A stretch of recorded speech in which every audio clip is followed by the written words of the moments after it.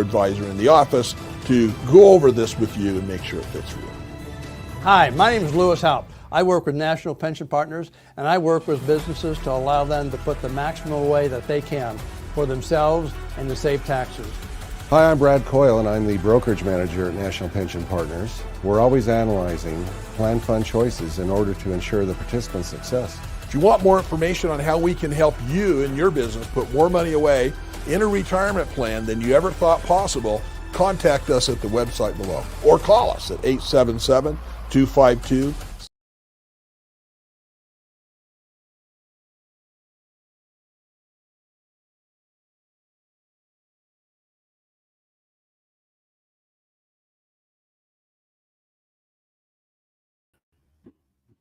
Okay, there we go. Some technical problems that we have back here, but welcome this Monday morning and Monday afternoon and evening, depending where you're at around the world.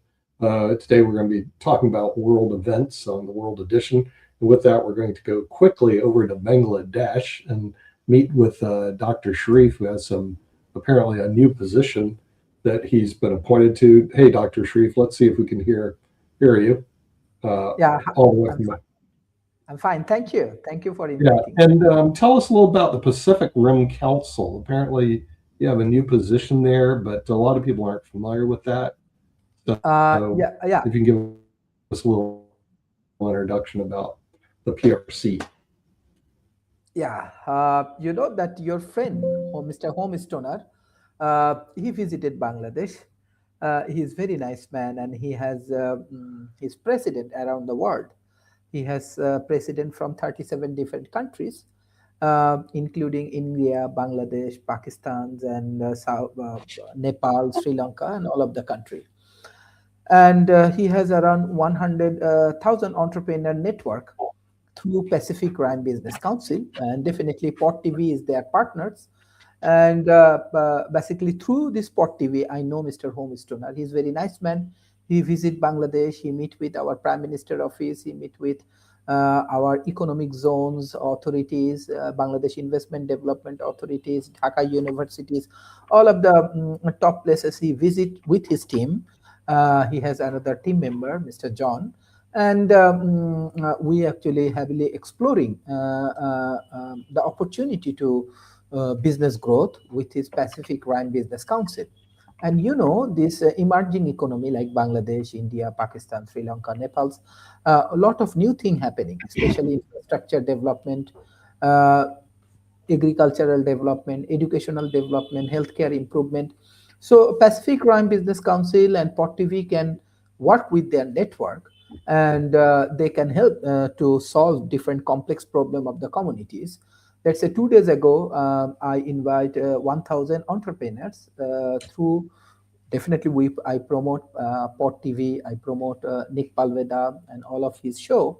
And 1,000 entrepreneur will join in this ecosystem, and they will learn about Western world, because this is very important, because most of the media and other people, they share a lot of negative things about Western world, but Western world has a lot of good people like Nick Palveda, like Homestoner, like David M. Walkers, like Kimberly. Many good people, they actually help to grow human capacity, what I call talent economy. So, so with this IIT, with Gujarat, with Bangladesh, with Himalaya, you know, Himalaya, Ganga, Bay of Bengals, this Podda, we are developing an innovative ecosystem, and I write a scientific book last 3 years. It's based on the $1 trillion new economic opportunity for this world. So let us work together. So Pacific Rim Business Council can be a strategic player for this economic development. Port TV, like a very good TV for commercializations, TV for creating brand. TV can be like podcast for collaborations. So that will be an amazing opportunity for all of us. So do not go for wire. I'm very much sad what I'm observing in Iran, what I'm observing in USA, even in Bangladesh, around the world. So we should focus on human progressions. So there is the opportunity we can work together. Do not go for too much of politics. Do much go for all of the extreme activities. What I'm observing in Iran, do not go for extreme left or extreme right. Better focus on people development. That is my concern and request through Pacific Rim Business Council new position. Thank you, Mr. Nick Palveda. You actually changed my life. So I want to invite more entrepreneurs under your mentorships, and hopefully with your advice and guidelines, they can change their life and you can be the local hero of Bangladesh or India or South Asia. Most of people, they want to increase their business. They don't want to get involved in the sloppy politics, which of course that we show on the Pod TV network, because people like to watch this stuff. But in terms of doing business, it's really non-productive, in terms of getting things done, not just in the United States, but across international lines, as we well know. Homestoner, unfortunately, has had some health issues. If he's listening, we do hope the best for him. He's actually done pretty good given the adverse circumstances he's come across. And that's one problem, like I said, Dr. Sharif, that healthcare is an important part of everybody's life, which is one reason we have a show on medicine and science. If you're not healthy, it's tough out there. But I'm glad to see that you're involved in the Pacific Rim Council. I'm glad to see that you're building relationships, and that your mantra is to build relationships, not destroy relationships, and build borders, where people can talk to each other. In other words, a world without walls rather than all these crazy walls that exist. So I think that that would be certainly the way to go in terms of the future. Rick is on, so we're going to bring him on right now.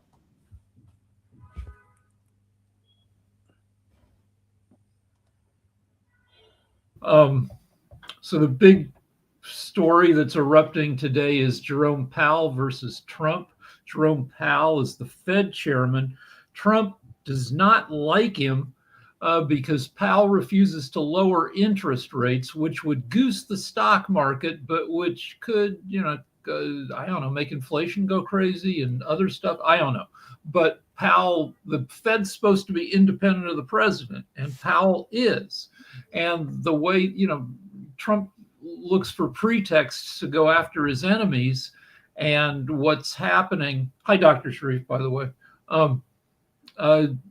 is Powell is in charge of a $2.5 billion remodel of the Fed building that's been going on for I don't know how long.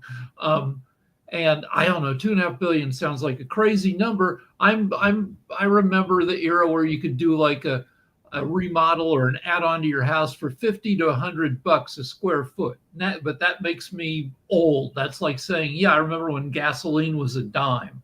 So periodically, Powell shows up before Congress to talk about how it's going and maybe point out some cost overruns. So even $2.5 billion hasn't been enough, that it's going to be more than that, which I guess I don't know what it's all going into, but I assume that a lot of it is making the building, this more than 100-year-old building, better able to handle tech, because the Fed monitors, the economy of the U.S. and, the world. And I assume they need to pipe in huge amounts of financial information. Anyway, it's going to cost more than $2.5 billion. And Trump is accusing Powell of fraud. And I don't know if he wants to prosecute him or just kick him out of office, but that's what's going on.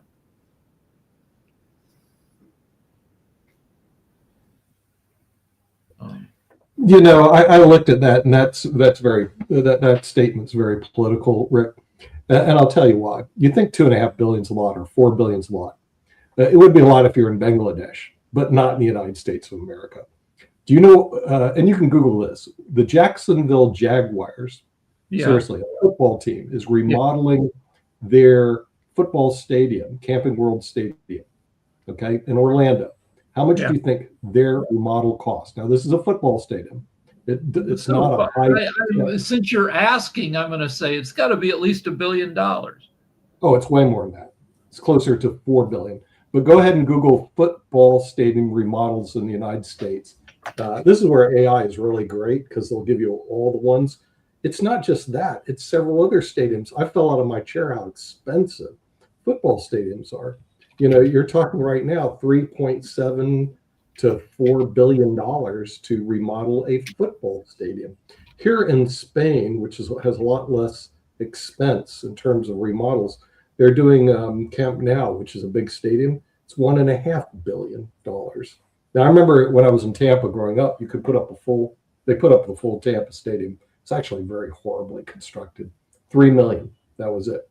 But that was back in the 60s. Yeah, I Today, mean, and football stadiums today offer a completely different. I haven't been to a pro football game since I was a kid, but they offer a completely different experience than we were used to. Yeah. I mean, the real key question, of course, I don't know much about the Federal, Reserve building and the remodeling that takes place is exactly how big the building is, what the land is, what the remodel takes place, how much technology is going to be involved. So there's a lot of questions yet. But to just jump up and say, hey, you're overspending money.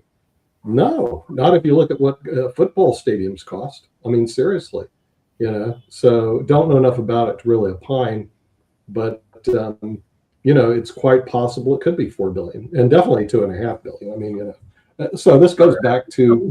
Here's how big the building is.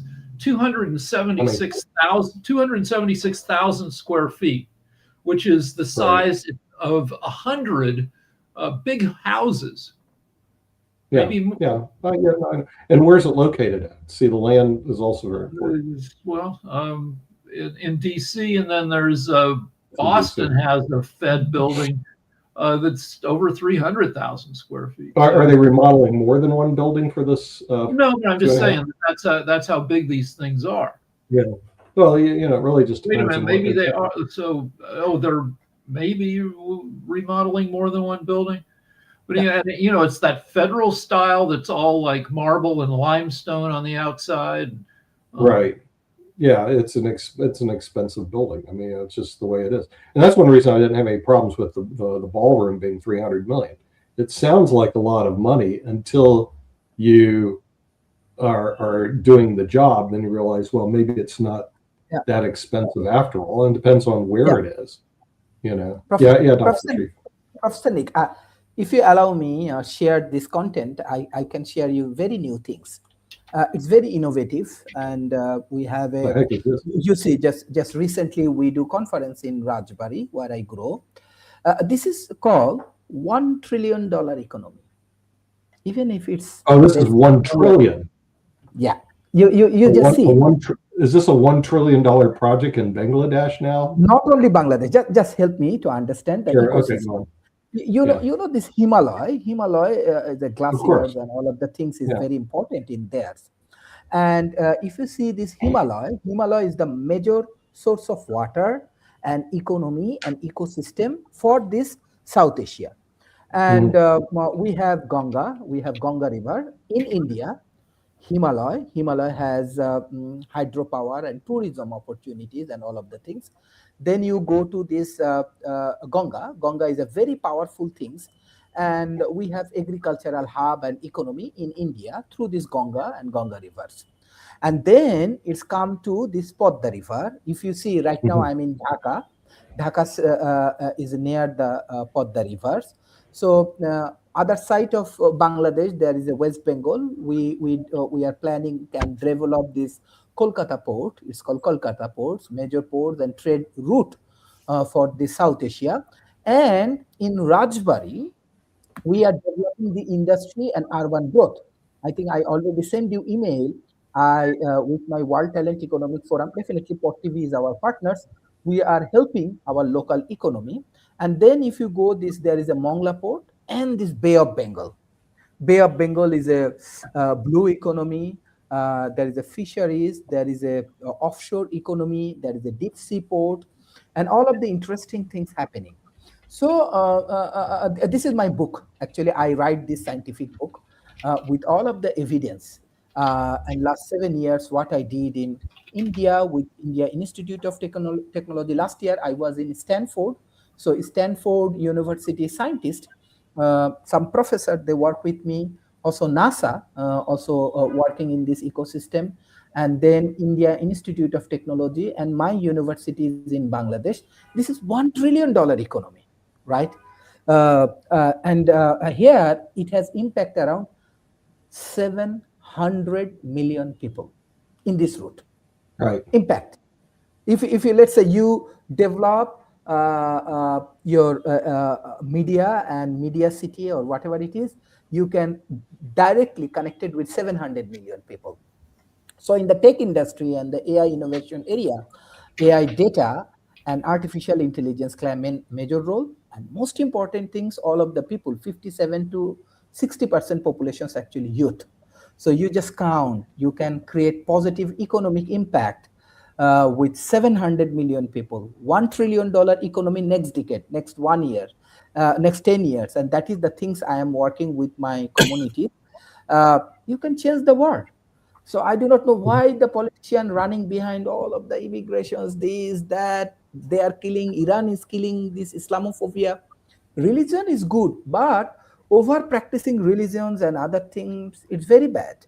So I believe through your Pot TV network, through Pacific Crime Business Council, that's why I'm utilizing this Pacific Crime Business Council in this network, in this relationship.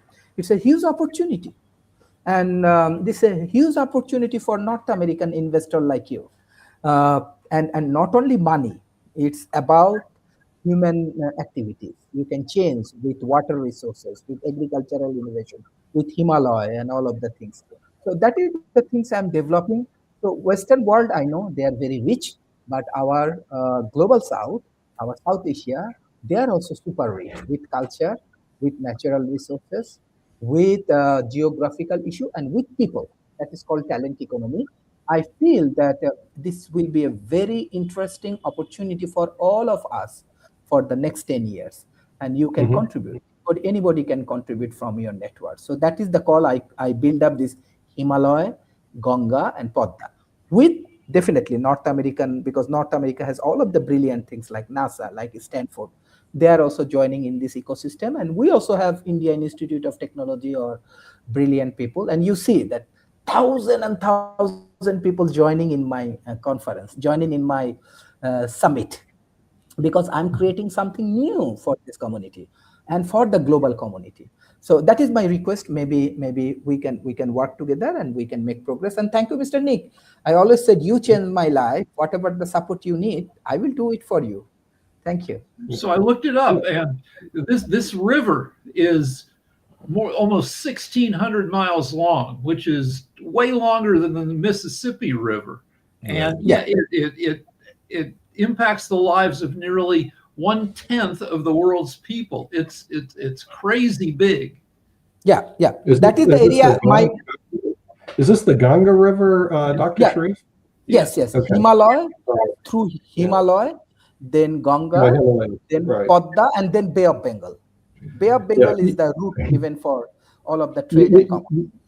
You know, the interesting thing about this part of the world is the Americans don't know anything about it, Dr. Sharif. Yet what you said was very important. Honestly, there's 700 million people who live there. I mean, 700 million people. 700 million. Yeah, but in Stanford and in NASA, they are working together with me for this project. And 31st January, I have I want to invite you all, very special episode for this HCI, Himalaya Climate Initiative, or our talent economy initiative. And through this process, right the way, you can create impact of 700 million people lives. It's a 700 million customer for you. So that is the things. But you are correct. When I discuss these things with USA, some professors, some point they laugh at me. what is happening? But it is happening. If I have any, I want to invite You know, all. Home Stoner wouldn't laugh at you. Home Stoner thinks this is where the future is. Yeah, the And future is I'm in looking- Asia, and the future is in Yeah, Asia and Africa. There's no doubt about that and everything. Nick, I got a question for you and everything, because I know you just love peace talks, and this is a good question for definitely Sharif eventually as well and everything. But the monks are in South Carolina, and I think they're heading toward North Carolina because they're going on a peace walk and everything like that. So we know that there's a lot of people that are concerned about the various conflicts in the world and everything. So they are trying to mobilize and have this peace walk. I think they're supposed to be in Raleigh sometime this latter part of this month and everything like that, as they march to DC, I guess, to have a meeting possibly with some of our government officials and everything like that. And we know that Trump has said that he's already solved several wars. I think he says 8, even though those conflicts are still going on. But what is our thoughts about the monks going on this peace walk? I think they've been maybe even to California already, but I know that they're definitely coming to North Carolina, and sometimes people are joining them. I was watching the news yesterday, and there was a gentleman from Asheville that had joined them because he thinks that this is a good move and a realignment of the planet and everything like that. So what's your thoughts around this peace walk and whether it'll accomplish anything? Well, it won't accomplish. Monks are often really friendly people because, like in New York City, people know how to talk to each other because they're always face to face on the street. In LA, people have worse communication skills because we're all in our vehicles. But monks, they spend all their time walking around, meeting people every day. So if you run into a monk, say hi to a monk, and you might have a good conversation. I know a good conversation with a monk if I run into one. I don't know just so he's going to join. See, unfortunately, the monks don't make decisions in world events. And this is when the real problem lies. Is that the thing is, the people that are making decisions in the United States, if they said, hey, you're walking in Washington, D.C., the Tower of Power, I'd say, yeah, they might. That's where they should be walking, in the halls of Congress. You know, one of the organizations I'm a member of, or I speak for now, I used to be a member of, called NAFA. What they did is, and they still do it today, they organize a congressional meeting with the congressman once a year. Very important. And by the way, if you want to make a difference, that's who you got to go see. So here's what you do if you want to make a difference. First of all, you got to go to Washington, D.C. Next, what you need to do is this.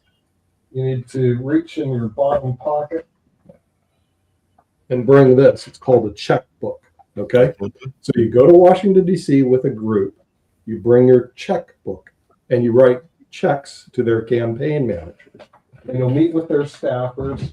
And that can make a difference, my friend. All this other walking stuff is good for television. It may make people feel good, but frankly, it won't make a difference. Well, speaking of checkbooks, did Trump not get a big enough check from the UN and everything like that? Because he pulled out with an executive order, and this was done last week, 66 organizations, including 31 that were UN entities, like the UN Women, the UN Population Fund, which addressed sexual and reproductive health, the UN Framework Convention on Climate Change, and others were less well known and everything like that. But he pulled us out of a bunch of UN things, including some UN organizations that were probably involved in the Bangladesh situation and everything like that. It's not surprising. He's swiping the UN because the UN was passing things that were anti-American because we invaded Venezuela and took their leader out. So it doesn't surprise me we'll defund them. I just want to bring a story, try to understand. This is the misunderstanding about emerging economy. My World Talent Economic Forum, we have 10,000 of organizations, different organizations. We have university, school, college, government agency, corporations, NGO, and everything. So just 1 month before, I start work with one mosque in Dhaka. It's called Gulshan Mosque. So one of the foundations, they come and they meet with me and they go for 1 hour of discussions. So they are very impressed by this World Talent Economic Forum, this Spot TV and all of the things. So the chairman of Asuna Foundation, he said that, look, I ask for money that we have flood in Bangladesh. So I want to help people. So as he's very honest man, he's very pious and very good man. So all of the Bangladeshi people actually start to giving him money. So when he get around 161 billion Bangladeshi taka, 161 billion Bangladeshi taka, or it's around around $15 million, then he stopped everyone. Hey, do not give me more money. I need to work with that. I'm a religious, and without these things, I cannot do this. Do support this work. So this emerging economy, they have their own capacity. Honestly speaking, with finance, with innovations, with technology, with science and innovations, and all of the things. And let's say healthcare industry. I talk about Ayurveda, right? Education system. Trust me, I respect all of you because you are very intelligent and other things. But according to STEM education, like mathematics, like science, South Asian people are very good. So things is that like here it has different story. This is not like that without United Nations country like Bangladesh, they cannot survive. We are going for graduation. Yes, we have financial lot of challenge. We have technological challenge, but as a human, I do not want to present myself, but my people, my Bangladeshi people, they are very good.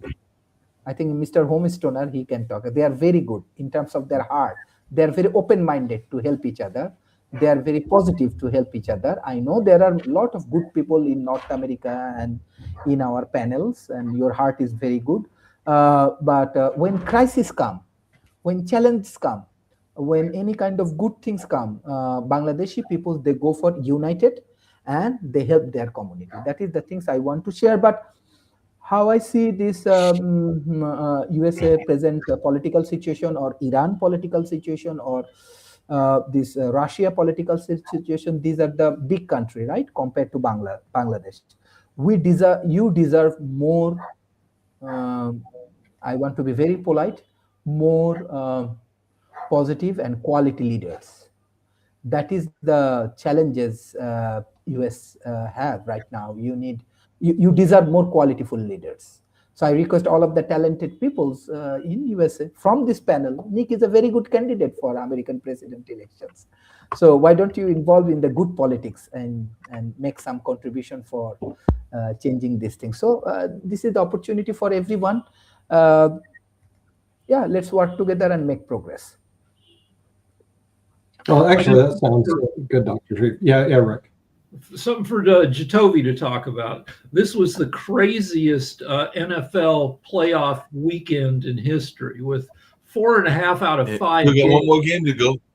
Got one more game to go. One more game tonight, Steelers versus, I don't know, somebody. But all the games, 4.5 out of 5 of the games were really good, with just crazy turns of fortune. More lead changes in the fourth quarter than ever before in history. And, you know, it's and the rest of the playoffs, I assume, are going to be chaotic. I don't think there's any clear favorite among the 8 teams who will be doing, you know, the next 3-4 weeks. Jatovi? Yeah, I mean, 4 out of the 5 games that were played over the weekend were 1-score games in terms of the finishes. You had multiple lead changes in all of the games. On top of that, yes, there's truthfully no winner. Tonight, in all honesty, if it works out the way that it should during the season, Houston should blow out Pittsburgh. Houston is actually better than Pittsburgh. But if it works out the way that the playoffs have been going, it's going to be a 1-score game, and it's going to be tight all the way through. But, yeah, I mean, it's been a great – I mean, there is no clear winner. There's going to be a brand-new Super Bowl champion since Philadelphia lost. And plus, if you think about the actual playoffs themselves, the only considered top quarterback that's left is Josh Allen, because Josh Allen has been considered with Lamar Jackson, Patrick Mahomes, as the best quarterbacks in the league. Well, we're forgetting about everybody else, because honestly, Caleb Williams looks like the best quarterback in the league, especially in the fourth quarter because of his. He scored 25 points fourth quarter. And then you have Matthew Stafford, who hasn't thrown an interception in the fourth quarter. So he's also a top-tier quarterback that we forget about all the time. Sam Darnold is going to get his opportunity. He actually is the only quarterback to take 2 teams back to back at 14. What is it? 13, 14 wins with Seattle and Minnesota. He should have stayed. If Minnesota would have kept Sam Darnold, Minnesota would be in the playoffs. But Minnesota didn't keep Sam Darnold. They actually went with J.J. McCarthy. And J.J. McCarthy honestly wasn't ready. He's not going to be ready. He's actually might be ruined because they rushed him back so fast because he had to play this year. But Sam Darnold will get his opportunity and get vengeance because they're going to have to play the Rams. And the only reason the Rams lost to Seattle to actually lose first place, to lose first place was on a couple of fluke plays at the near the end of the game, a 2-point conversion, some other fluke plays that just shouldn't have gone, but they went Seattle's way, giving Seattle the number 1 seed. But going into next week, the lineups have already set because after the win last night with New England beating who did they play? Chargers. Yeah, New England beating the Chargers. That set the playoffs for next week. So the winner between between Houston and Pittsburgh, they're going to have to play Denver. Actually, they won't play Denver. It's Buffalo will play Denver. Buffalo goes to Denver. New England gets the winner of tonight's game. Honestly, if Houston plays New England, Houston actually has an opportunity, but everybody's rating New England as the top team to come out of the AFC. I don't see that yet. What's Houston's rank or Pittsburgh's? Because I think because they always get the lower seed. It's the 4-5 game. That's what game. It's the 4-5 game. So either way, they will play the 1 and everything like that. So either way they're going to play because the lowest seed was Buffalo. The lowest seed was Buffalo, right? So Buffalo will play the number 2 seed. So that makes sense. Buffalo will play the number 1 seed. Right. Oh, got you. Right. Buffalo will play the number 1 seed because they were the lowest one. I got you. Yeah, that makes sense. So things in the U.S. are pretty stressy right now. So it's nice to have a game that'll distract you for 3 hours. Well, speaking of things that will distract you, and speaking along those lines, I got to bring back Nick in and everything because I know he's just jumping up and down, even though they've got a tough game next week. Because I know he's a big fan of the U, as he likes to call them, and everything like that. And they are back and will be playing the Indiana team, which is going to be heavily favored and all along those lines. So are you ready to take on Indiana? Because Indiana's going to be heavily favored. I think Jacoby will even agree with me on that. And everything like that. Mark, it'll be 2:00 in the morning, and ESPN in there blocks out the games here. So I get to listen to ESPN radio, so I get to listen on radio. But USA Sports is really hard to get. I'm going to work on actually seeing it, but it's extremely difficult. And what happens, the Pirates put them on YouTube, and then the YouTube people run around and block them and take them off. So the Pirates get on for a little while, they put it on YouTube for a little while, and then they're thrown off. But it should be a good game, Miami versus Indiana, and we'll just have to see who wins. So, I think it's toss up. It's not really. I hate to say it, but it's not really a toss up in this case.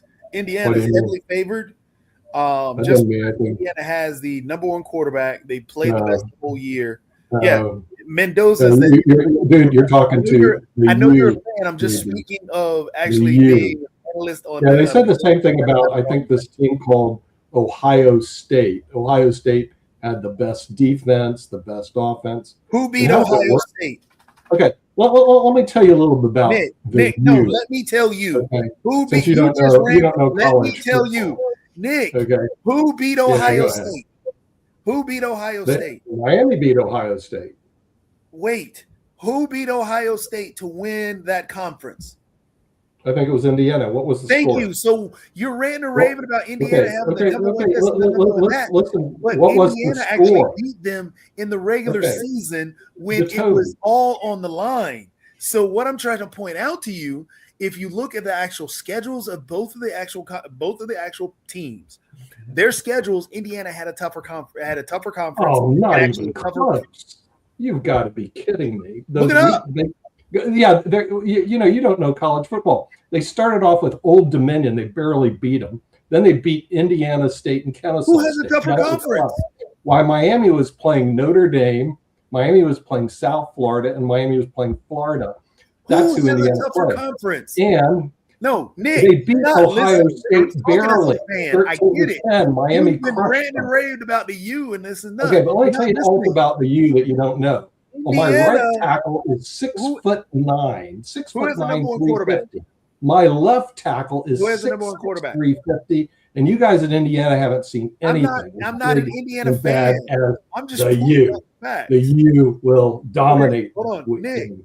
Nick, you're not Dominate. listening. Like they did I with get it. Ohio State. I know It's you all like Indiana's Miami, Ohio State. But I'm trying to point out something to you. So what it Indiana is- will be lucky to stay in the game. Indiana has had a tougher schedule. Indiana plays in a tougher conference. No, Indiana has had the the number one quarterback in the nation. Indiana has Well, you're buying that media hype. has had a tougher schedule to get to the championship game, has blown out the teams that they played. They are undefeated. Like, have you Did seen Miami- Oregon play Did nobody? Miami go undefeated? In Alabama, they Did lost Miami to go Florida State. No, Alabama hold on a Miami second. won Hold on a second. No. Did Miami win their conference? No. It's the U. No, you're baby. arguing- That's because we play in the I get toughest it. conference in college football. The ACC What? is the toughest this year. Go look at the record. Go look at the record. No, I think that Yeah, no, man. you are You mistaken. need to read Hold on a the second. room. I saw Rick's hand up, and I'm gonna get my everything. use I got a stuff out. I'll be non-sports back. related question really quickly, and this is It's to never been everybody the on the toughest panel. football It's a conference. non-sports related, but a news related question. So, what's up with? Because I was going to bring this up earlier. What's up with Trump going after the Fed? Because apparently the Fed chair, and I know that Nick just loves the Fed chair, is being investigated. We talked about it. But the Fed chair wants to keep interest rates, not low, to fight inflation, and Trump wants interest rates low to goose the stock market. And the Fed's supposed to be independent of the president. Trump hates that, so he's trying to charge the Fed chair with fraud for the cost of remodeling the Fed building, even though This Powell. from a man who remodeled his own building. Yeah. So I want to mention one other thing. The Golden Globes were last night. They were. Speaking of distractions, very few. Nobody mentioned ICE at all. I don't think. They didn't. I don't know if they were told not to. There was, it used to be that these award shows were full of political comments in the thank you speeches. Only one person, Judd Apatow, made a political, an overtly political comment saying, I guess we live in a dictatorship now. But it was mostly politics free. Yep, I watched a little bit of it. It was definitely politics free, and there was some interesting wins and everything along those lines. But yeah, it was definitely politically free as best as I could tell, and everything like that. He had to go get his U hat and everything like that, his U cup and everything like that. Baby. The U. This is what India hasn't seen. This is what they're going to see. The U, baby. A guy 6'9", 350 on the line. Go look at Miami's line. There was in the monologue. There You got was some big guys there.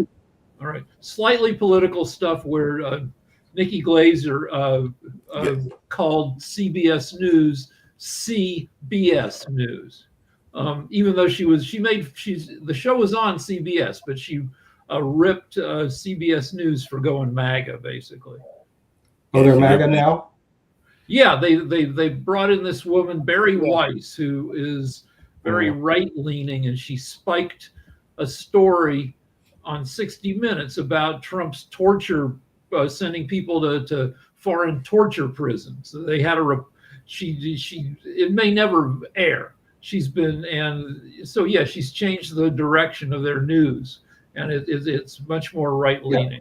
Yeah. But see, that's the problem with the news. It's all bad stuff. And see, here, Dr. Sharif is bringing good stuff to the network. He's bringing in the ability to recreate an area of the world that has 700 million people to make it an economic hot zone, which is actually moving in the positive direction.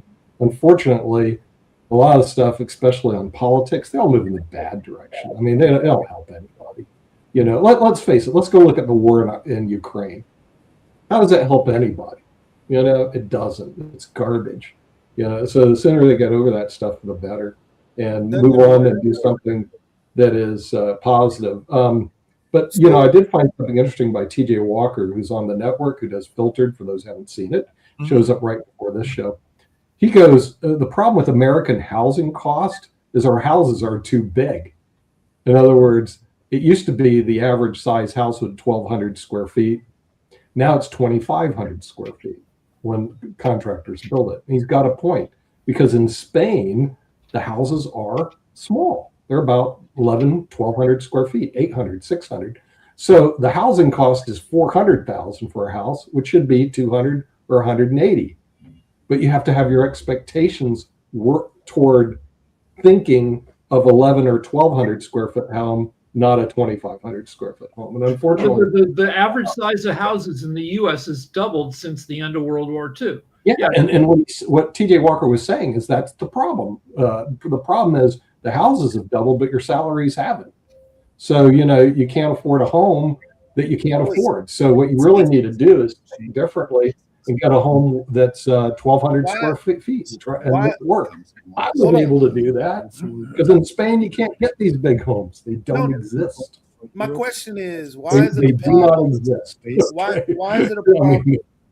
Why is it a problem? It's not a problem. It's an enlightenment. Why is it a problem that ask for more space for a home is a problem, but ask we will be able to for launch more any money satellite isn't a problem? that's not almost one launch every week. Or why are we so concerned about people with the growth of their homes and not the growth of their wallets? Self-cleaning, easy to handle advantages. Oh Lord, somebody's watching something. Monitoring traffic, Yeah, check out what folks are watching. Is that Dr. Sharif? Well, somebody was sharing your news. Yeah, with Dr. Sharif. Okay. Well, the U.S. workers get sold a bill of goods that it's all on the worker to work harder to bring in more money. And when the other nations, most of the European nations are like, the productivity has increased fivefold since World War II, and the workers should get some of those benefits. In the U.S., most of the benefits from the increase in productivity have gone to the owner class. Well, speaking of workers getting benefits and everything like that, apparently the nurses in New York are not too happy because nearly 15,000 nurses went on strike, and that took place earlier today and everything. So if you're trying to get to a hospital in New York and you need a nurse's care, you might be in trouble because 15,000 of them just went on strike today, because I'm sure they're asking for more robust staffing levels and higher pay. So the strike comes 3 years after a smaller job action, one significant gain. So they did a good gain, but they don't feel like they got enough gains and everything like that. So it looks like there is definitely a big labor showdown in the city's healthcare industry. They're saying one of the biggest ones in decades and everything like that. So it looks like they're trying to force the hospitals to ensure minimum staffing ratios and to make sure that they get some better pay. So what's our thoughts about this story that could impact a lot of folks there in the Big Apple? Well, I'm sure if conditions are sufficiently crappy for nurses to go on strike, the nurses have legit issues. It's much tougher for people to strike in the U.S. than it is in Europe, where they'll strike at the drop of a hat pretty regularly, and it's so I tend to, when people strike in the U.S., it's generally not over bullshit. It's generally because they're facing crappy treatment. We're speaking of crappy treatment in that same line, and we can talk about it on the media show as well. And I know we talked about it before, but that Australia social media ban, because of that, Meta has blocked 550,000 accounts under the new law. So it looks like a lot of teenagers and a lot of young people are not going to be using social media there in Australia, because that's a whole lot of people that is being banned according to Meta. We haven't even talked about the other ones. All right. So Nick mentioned a thing that the news concentrates on bad news. That to make the news, something bad has to happen. So I asked the AI how fast is the quality of life improving? And AI said the quality of life globally is improving at a steady long-term pace driven by gains in life expectancy, education, and living standards. The global average life expectancy has gone from 46 and a half in 1950 to nearly 72 in 2022. So things are global, I mean, in general, getting better. We just, due to our diet of social media and the news, we only see things going to shit. Yep, that's very true. This is a global story, and maybe Dr. Sharif's got some thoughts around this, but Trump is telling Cuba to make a deal before it's too late and everything. So that came out, I think, yesterday on CBS and everything like that. So apparently he's ready to go after Nicaragua, because I think there was a prisoner exchange with Nicaragua and everything like that. And definitely it looks like he's even telling Cuba that maybe we're going to have another Cuban Missile Crisis. That was back in the 60s, I believe it was, and everything like that. But no, I mean, that was different. That was Russia, the Soviet Union, trying to move nuclear weapons to the island of Cuba, which is 80 miles off our coast, which means if they had nuclear missiles there, they could hit the East Coast within 2 minutes. Oh, yeah, easily.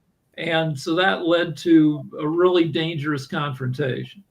Though really things aren't much better now, because there are a ton of nuclear submarines that could be lurking as close to our coasts as Cuba is. Mm-hmm.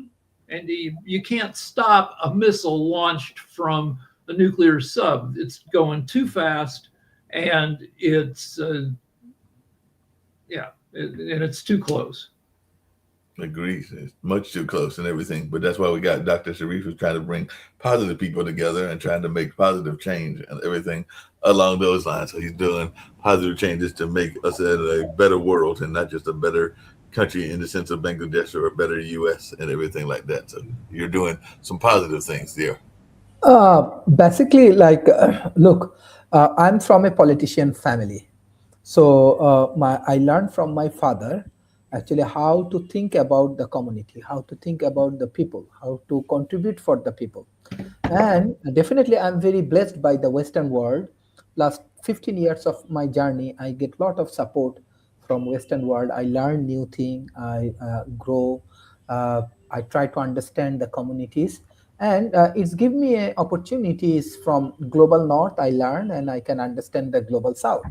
And when I start contributing in a positive way, why don't we build up our own ecosystem? Why don't we build up our urban plan? Why don't we improve our educations? Why don't we improve our healthcare? I get very positive response. I'm blessed by the people. People can understand. So I'm not a politician. I do not have any plan for engage with the politics.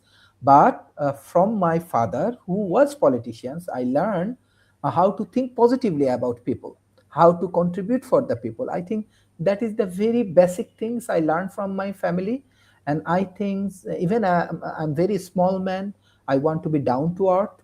How I meet with the people, how I engage with the people. People has a lot of positive energy, both from South Asia and from North America, from Africa, from South America. So I think that the political strategy, leadership development process, what I'm doing with North America and Japan, it must need to change. We need to bring, there are a lot of talent, lot of good people around the world. Even in our podcast, you people are great. You have brilliant mind. You have brilliant thought process. So we need to bring them as a leader, as a catalyst, who can solve real problem and who can be leader for their community. That is very small thing, and this way we can fix a lot of problem. And I definitely what is happening in the Iran, what is happening in fact USA is good. At least you have your voice, you can raise your voice. What is happening in this Ukraine or Palestine, I want to see we need more good people who can lead their community and work for their communities and change this world. We need good politicians, undoubtedly. No doubt about that. We need to have more positive people and everything along those lines. What else are you seeing in the news, Rick, and everything? I mentioned some of the things that I had seen and everything along those lines. But what are you seeing? We still got about another Punch 5 up. minutes. I mean, Iran continues to teeter. Iran has shut down phone service and the internet for its people, the Ayatollahs. They've killed 538, at least that many protesters. So, every 10 years or so, Iran flirts with overthrowing the government, which is going on right now. But they're kind of a tease. They never do overthrow their government.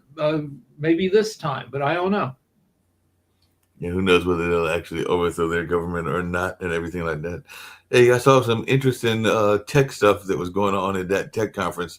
Jacoby, there was, because I was watching something on the news, there was a robot that was being very slow, because I think Seth, the late night host, was being very fun, joking about it, because he was saying that there was a robot that was being very slow in what it was doing, in the sense of loading the laundry and everything like that. And he was also talking about a smart toilet that was out there as well. So it seems like there's some functional inventions, including a lollipop that apparently, as you look at it, plays music. So it was definitely some interesting things that were there at the tech conference that goes on every year. But yeah, Seth Goldberg was having fun picking on some of those, including the lollipop that was technologically based, but apparently also played some music and gave you that lollipop flavor.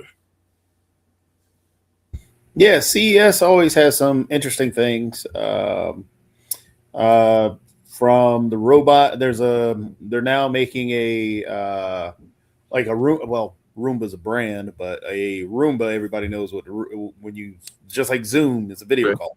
But yeah, a Roomba that'll climb stairs. They've got TVs. They always have the coolest TVs. There's always some interesting things that they have at CES. That's all.